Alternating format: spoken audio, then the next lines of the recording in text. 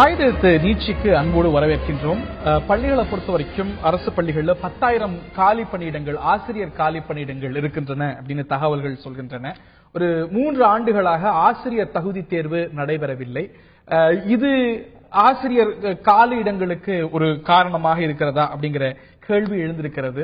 ஒரு ஆசிரியர் தகுதி தேர்வு சார்ந்த ஒரு வழக்கும் உச்சநீதிமன்றத்தில் நீதிமன்றங்கள்ல நிலுவையில இருக்கும் பொழுது அது இந்த காலி பணியிடங்களுக்கு காரணமாக இருக்கிறதா, இந்த தாமதங்களுக்கு, இந்த காலி பணியிடங்களுக்கு காரணமாக இருக்கக்கூடிய விஷயங்கள் என்ன விவாதிப்போம் இன்றைய ஆயுத நிகழ்ச்சியில். இந்த நிகழ்ச்சியை நம்முடைய முன்னாள் கல்வி அமைச்சர், பள்ளிக்கல்வித்துறை அமைச்சர் மற்றும் அதிமுக செய்தி தொடர்பாளர் திரு வைகை செல்வன் அவர்கள் இணைகிறார். நிகழ்ச்சிக்கு அவரை அன்போடு வரவேற்கின்றோம். மற்றும் திரு ராமன், தமிழ்நாடு பட்டதாரி ஆசிரியர்கள் வேலைவாய்ப்பு சங்கத்துடைய மாநில தலைவர் திரு ராமன் அவர்களும் நம்முடைய இணைகிறார்கள். ஆளுநர் உரை மீது நன்றி தெரிவிக்கும் தீர்மானத்தில் முதலமைச்சர் உரையாற்றினார்.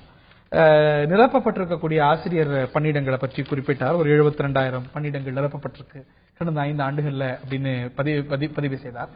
இந்த ஒரு காலி பணியிடங்கள் நிரம்புவது எவ்வளவு முக்கியம் அப்படின்னு அவர் உரையிலேயே சுட்டி காட்டினார் முதலமைச்சர். மிகவும் முக்கியமான கருத்து. பள்ளிக்கல்வித்துறையில ஆசிரியர் பணியிடங்கள் ஒரு 10,000 காலியாக இருக்கிறது அப்படிங்கிறது ஒரு ஆரோக்கியமான அறிகுறியா பார்க்க முடியுமா? இல்ல, இதுவரைக்கும் கடந்த 5 ஆண்டுகளில் 72,843 ஆசிரியர்களை மாண்புமிகு புரட்சித் தலைவருடைய அம்மாவினுடைய அரசு நியமித்திருக்கிறார்.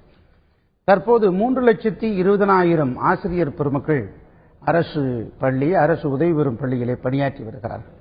அப்படி நீங்கள் கணக்கீடு செய்து பார்ப்பீர்கள் என்று சொன்னால் அவற்றில் 3% தான் 10,000 காலி பணியிடங்கள் என்பது. இந்த காலி பணியிடங்களை நிரப்பாமல் இருக்க வேண்டும் என்பது கிடையாது. கண்டிப்பாக நிரப்ப வேண்டும். நிரப்பாமல் இருப்பதற்கு எது காரணம் என்று கேட்டால், TET exam, teacher eligibility test, ஆசிரியர் தகுதி தேர்வு. இந்த ஆசிரியர் தகுதி தேர்வு 3 முறை வருடத்தில் தொடர்ந்து 3 முறை நடத்தியது புரட்சித் தலைவி அம்மாவுடைய அரசு. ஏறக்குறைய உங்களுக்கு பார்த்தீர்கள் சொன்னால் 2012 ஜூலையில, அதற்கு பிறகு 2012 அக்டோபர் மாதம், இப்படி 2013 ஆகஸ்ட் மாதம் ஆகிய 3 தடவை இந்த டெஸ்ட் எக்ஸாம் நடத்தி அதற்கு பிறகு 20,000 பேர்களை தேர்வு செய்ததும் புரட்சித் தலைவருடைய அம்மாவுடைய அரசு. தற்போது அந்த தேர்வு நடைபெறுகிற போது 90 நிமிடம் 1.5 மணி நேரம், அதற்கு 1.5 மணி நேரம் போதாது, எங்களுக்கு 3 மணி நேரம் அவகாசம் வேண்டும் என்று ஆசிரியர் பெருமக்கள் கேட்டபோது கருணை உள்ளத்தோடு 3 மணி நேரமாக மாற்றினார்கள். மாற்றுத்திறனாளிகளுக்கு தனியாக ஒரு வகுப்பு தேர்வுகளையும் வைத்தார்கள்.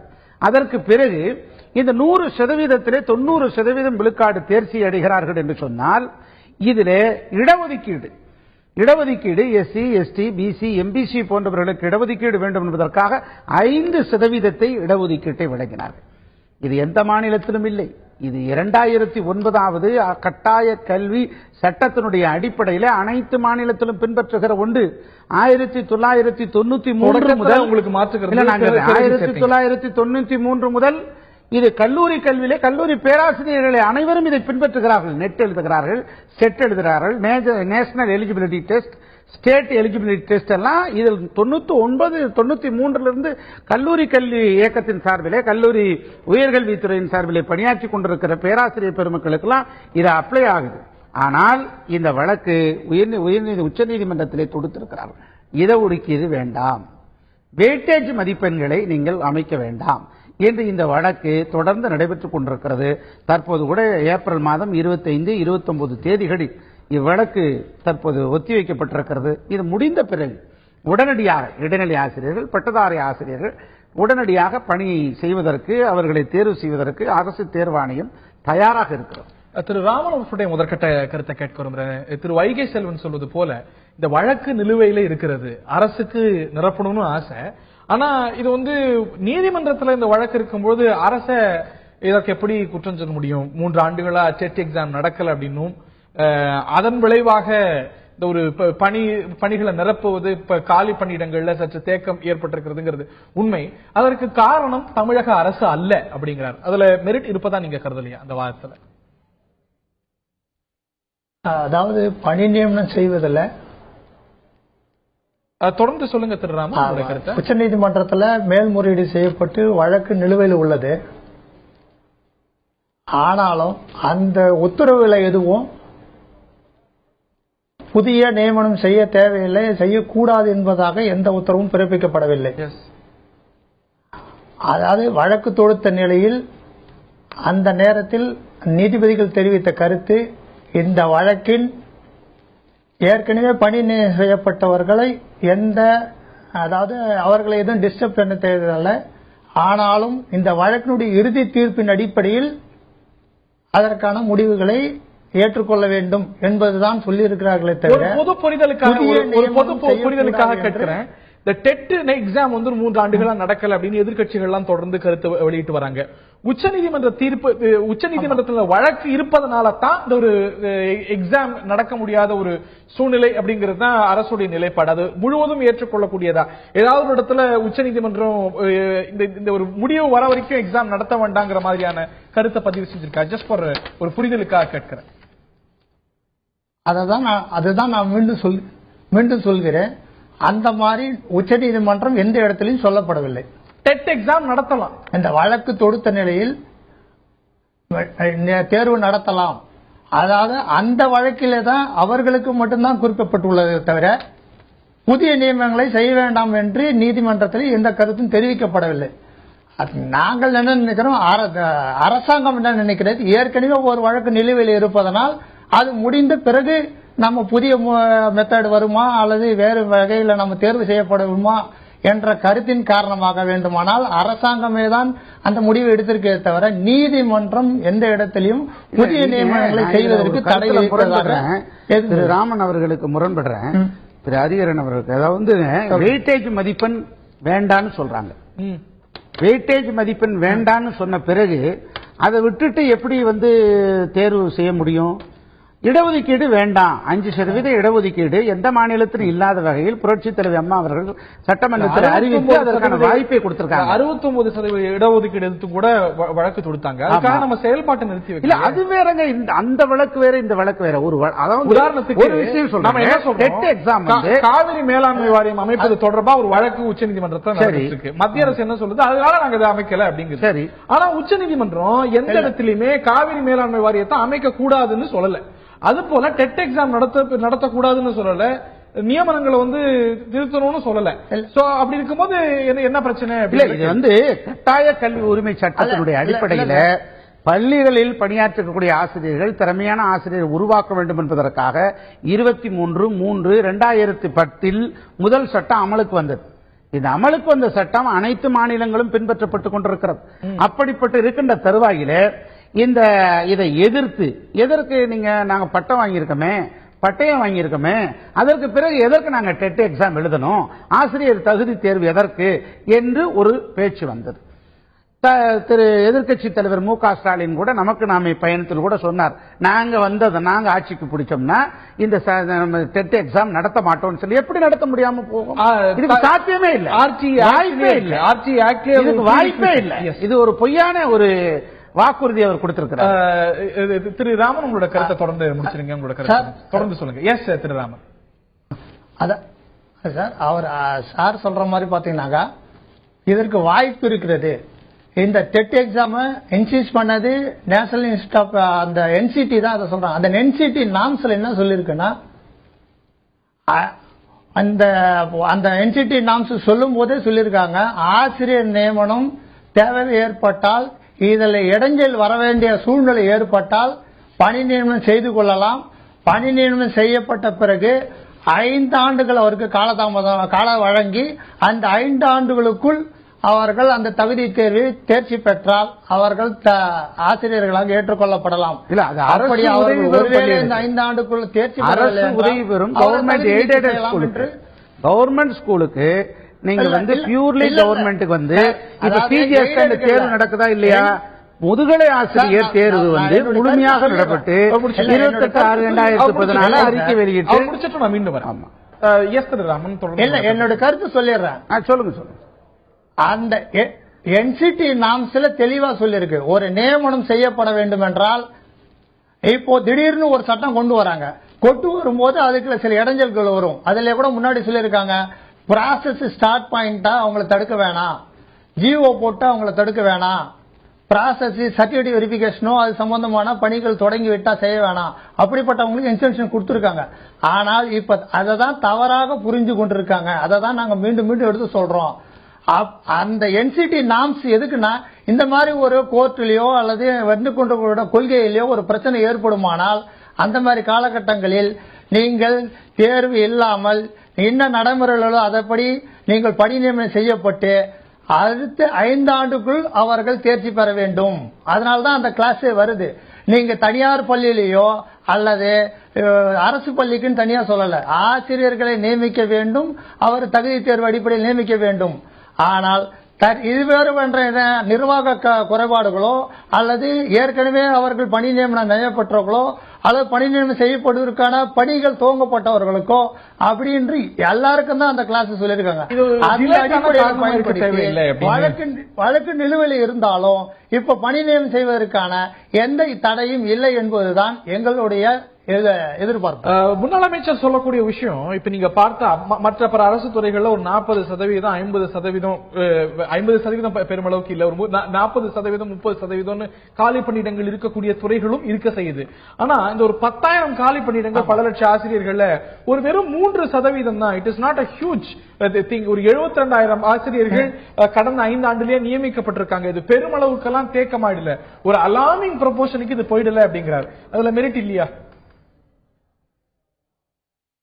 அதாவது நீங்க சொல்றது மற்ற பணிகளே ஒரு காலதாமதமா ஒரு செய்தலாம். ஒரு அரசு அலுவலகத்தில் போய் நீங்க ஒரு கோரிக்கை மனு அளிக்கிறீர்கள், எங்களுக்கு இந்த மாதிரி ஒரு தேவை இருக்கிறது என்று. அதை இன்றைக்கு செய்யலாம், நாளைக்கு செய்யலாம், இன்னும் 10 நாள் சின்ன செய்யலாம். ஆனால் ஆசிரியர் பணி என்பது ஒரு ஆசிரியர் அந்த இடத்துல இல்லைன்னு சொன்னா அந்த மாணவருக்கு எப்படி அந்த பாடத்தை நடத்த முடியும்? காலதாமதமாக செய்ய முடியுமா? தேர்வுகள் என்பது ஒவ்வொரு 3 மாதத்துக்கு இடைநிலை ஆசிரியர் பட்டதாரி ஆசிரியர்கள் தான். இந்த 2 பேருக்கு தான் இப்ப பிரச்சனை. முதுகலை ஆசிரியர்களுக்கோ மற்ற ஏனைய ஆசிரியர்களுக்கோ இந்த பிரச்சனை இல்லை. இப்ப இடைநிலை ஆசிரியர்கள் செகண்ட் கிரேட் டீச்சரும் பட்டதாரி ஆசிரியர்களுக்கும் தான் இந்த டெட் எக்ஸாம்ல வழக்கு இருக்கு. அந்த வழக்கு நிலுவையில் இருக்கிற காரணத்தினாலதான் இந்த பணி யாரையும் ஆசிரியர் தேர்வாணையம் தேர்வு செய்ய முடியல. அந்த வழக்கு முடிவுகிற தருவாயில் என்று எதிர்பார்க்கப்படுகிறது. முடிவெடுக்கிற தருவாயில வழக்கினுடைய இறுதி தீர்ப்பு வந்த பிறகு உடனடியாக முழுமையாக இந்த பணியை நடத்துவதற்கு புரட்சித் தலைவருடைய அம்மா உடனடியாக நடவடிக்கை எடுப்பாங்க. உதவி பேராசிரியர் தடையும் இல்லையே, அப்படி கிடையாதுங்க. நீங்க இறுதி தீர்ப்பு வராம எந்த முடிவு எடுக்க முடியும்? நீங்க ஒரு இறுதி தீர்ப்பு வந்த பிறகு நீங்க எதை பேஸ் பண்ணி நீங்க நடவடிக்கை எடுப்பீங்க? இன்னைக்கு உதவி பேராசிரியர்கள் பணி நிரப்பப்பட்டிருக்கிறது. 3120 உதவி பேராசிரியர்களுக்கு எய்டட் காலேஜுக்கு அப்ரூவல் ஒப்புதல் கொடுத்திருக்கிறாங்க. அது கல்லர் அமைப்பு சீரமைப்பினர் ஆதிராவிட நலத்துறை பள்ளிகளில் புதிதாக ஆசிரியர்கள் நியமனத்திற்கு நடவடிக்கை எடுத்திருக்கிறார்கள். இன்னும் இன்னைக்கு நீங்க டீச்சர் எஜுகேஷன் டிபார்ட்மெண்ட்ல ரொம்ப கேந்திரமானது 10,000 காலி பணியிடங்கள் அப்படிங்கிறது பெரும்பாலும் 10,000 காலி பணியிடங்கள் நீங்க இடைநிலை ஆசிரியர்கள் பட்டதாரி ஆசிரியர்கள் இப்ப இருக்கிற டெட் எக்ஸாம்ல ஒரு பட்டதாரி ஆசிரியர் எப்படி இருக்க வேண்டும்? சயின்ஸ் வாத்தியார் அப்படின்னா அவர் சயின்ஸ்னா என்ன பிசிக்ஸ் படிச்சிருக்காருன்னா பிசிக்ஸ் மட்டுமே அவர் இருக்கக்கூடாது. பாட்டனி, ஜுவாலஜி இல்ல நாம்ஸ்ல ரிலாக்சேஷன் இருக்கு.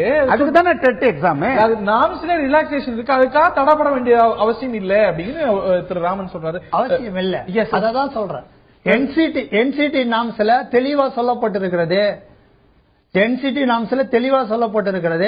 அதப்படி பார்த்தா நியமனம் செய்யப்படலாம். அதுதான் நான் திரும்ப வலியுறுத்துகிறேன். கட்டாய கல்வி உரிமை சட்டம் என்ன சொல்கிறது? அதன் கூட அவர் என்சிடி நாம்ஸ்ல சொல்றாரு. அதுதான் சொல்றேன். 2009 கட்டாய கல்வி உரிமை சட்டம் என்ன சொல்கிறது? என்சிடி நாம்ஸ்லயே விதிவிலக்கான சந்தர்ப்பங்களுக்கு வாய்ப்பு இருக்கிறது அப்படிங்கிறார். வாய்ப்பு இருக்கிறது. ராமன் தொடர்ந்து உங்களோட கருத்து. அந்த கருத்து ஏற்புடையதாக இருந்ததுதான் சென்னை உயர்நீதிமன்றத்தில் முதலில் வழங்கப்பட்ட தீர்ப்பிலேயும் கூட கே வேணுகோபால், தர்மாராவ் அடங்கிய பெஞ்ச் அவர்கள் இந்த வழக்கு சார்பாக தீர்ப்பு வழங்கியிருக்கிறார். இது மாதிரி அவர்களுக்கு இந்த மாதிரி எக்ஸம்ஷன் வழியாக அவர்கள் பணி நியமனம் செய்யப்படலாம். அந்த சமயத்தில் அரசு தரப்பு வழக்கறிஞர் அவர்கள் இப்போதைக்கு காலி பணியிடம் இல்லை என்று கருத்து தெரிவித்தார் நீதிமன்றத்தில். அப்ப எதிர்காலத்தில் ஏற்படுகின்ற காலி பணியிடம் நியமிக்கப்பட வேண்டும் என்று 3 ஆண்டுகளுக்கு முன்னதாக தீர்ப்பு ஏற்பட்டது. அந்த தீர்ப்பின் அடிப்படையிலே பார்க்கும் போது என்சிடி சொன்ன நாம்ஸ் பிரகாரம் இவர்களுக்கு எக்ஸப்ஷன் கொடுத்து பணி நியமனம் செய்யப்படலாம். தீர்ப்பிலேயே சொல்லப்பட்டிருக்கு.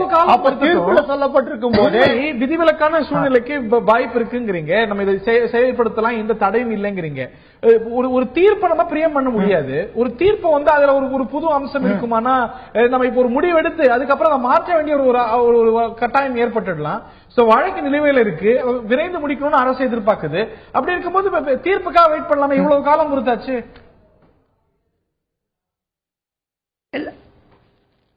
அதாவது உங்களோட கருத்து பதிவு செய்யுங்க. இல்ல,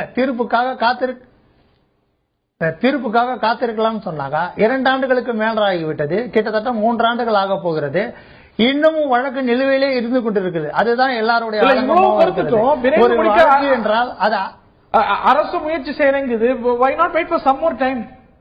மற்ற துறைகள்ல இருக்கிற அளவுக்கு காலி பணியிடங்கள் இல்லை. நிச்சயமா அந்த ஒரு 10,000 அப்படிங்கறதும் கூட கவலை கொள்ள வேண்டிய ஒரு விஷயம் தான். It is a matter of concern, மாற்று கருத்து இல்ல. மற்ற துறைகள்ல 30-40% இருக்கு, அந்த மாதிரி இல்லையே அப்படின்னு பார்க்கும்போது நம்ம வந்து why not wait for little more time? அதாவது நீங்க சொல்லுன்ற கருத்து எப்படி இருக்கிறது என்றால், இன்னும் உங்களுக்கு மட்டும்தான் ஒரு உதவி கிடைக்கல, உங்களை மாதிரி இன்னும் நிறைய பேருக்கு உதவி கிடைக்காம இருக்குது.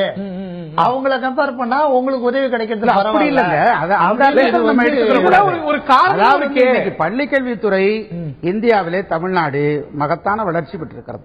1 கிலோமீட்டருக்கு ஒரு தொடக்கப்பள்ளி, 3 கிலோமீட்டருக்கு ஒரு நடுநிலைப்பள்ளி, 5 கிலோமீட்டருக்கு ஒரு உயர்நிலைப்பள்ளி, 8 கிலோமீட்டருக்கு ஒரு மேல்நிலைப்பள்ளி என்கிற இலக்கை அடைந்திருக்கிற ஒரே மாநிலம் தமிழ்நாடு தான். இன்னைக்கு ஒரு உயர்நிலைப்பள்ளியிலிருந்து மேல்நிலைப்பள்ளியாக ஆண்டுக்கு 100 பள்ளிகளை தொடர்ந்து கடந்த 5 வருடத்தில் 400 பள்ளிகளை உயர்நிலைப் பள்ளியிலிருந்து மேல்நிலைப் பள்ளியாக மாற்றியிருக்கிறது புரட்சித் தலைவருடைய அம்மாவின் அரசு.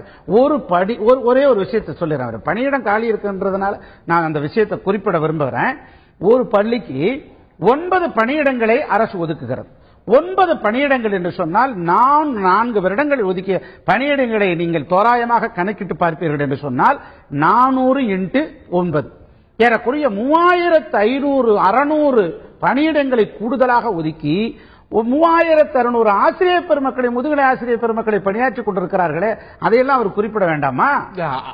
அதற்காக வந்து இந்த காலி பணியிடங்கள் இருப்பது வந்து அந்த நிலுவையில் இருக்கிற வழக்கு குறித்து, உச்சநீதிமன்றத்தில் இருக்கிற வழக்கு குறித்து இறுதியான முடிவினுடைய வாதத்தினுடைய அடிப்படை வைத்து தானே அரசு நடவடிக்கை எடுக்கும். நீங்க டெட் எக்ஸாம் வந்து வேண்டாம்னு சொல்லக்கூடிய ஒரு கருத்தும், நீங்க வெயிட்டேஜ் மதிப்பெண்ணை எங்களுக்கு கொடுக்க வேண்டாங்கிற கருத்தும், மறுக்க வேண்டும் என்கிற கருத்தை எப்படி ஏற்க முடியும்? டெட் எக்ஸாம் அப்படிங்கிற ஒரு விஷயம் ஏற்கனவே நீதிமன்றங்கள் முடிவு செஞ்ச ஒரு விஷயம், அது போக போறது இல்ல.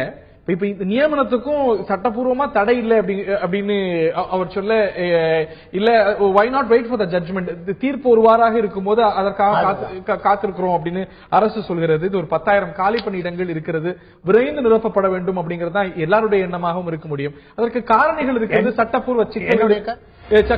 மணிக்கு நேரம் இல்ல, இன்னொரு சந்தர்ப்பத்தில் விரிவாக விவாதிக்கிறதுக்கான வாய்ப்பை தேடுவோம்.